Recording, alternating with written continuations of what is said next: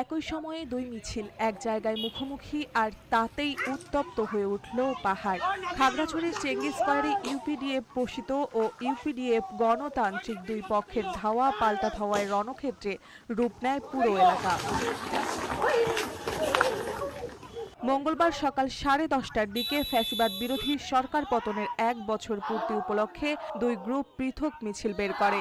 শহরের চেঙ্গিস স্কয়ারে এসে মিছিল দুটি একে অপরের মুখোমুখি হলে শুরু হয় উত্তেজনা, ইট পাটকেল, ধাক্কাধাক্কি আর দৌড়ঝাঁপ। RICL TMX, যুগের পর যুগ স্থাপনা থাকে মজবুত।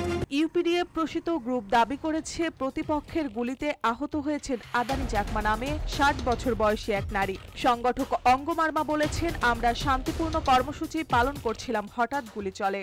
তবে ইউপিডিএফ গণতান্ত্রিক পক্ষ এই অভিযোগ নাকচ করে বলেছে, তারা শুধু আনন্দ মিছিল করছিল, বরং তাদের ভাষায় প্রসিতপন্থীরা আগে ইটপাটকেল ছুড়েছে।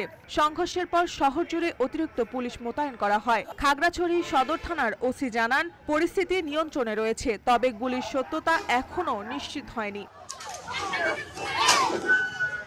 কে আগে শুরু করলো সংঘর্ষ, গুলি সত্যি চলেছিল কিনা, এসব প্রশ্নের উত্তর এখন পাহাড়ের বাতাসে। উত্তরের অপেক্ষায় স্থানীয়রা, তদন্তে মাঠে নেমেছে পুলিশ।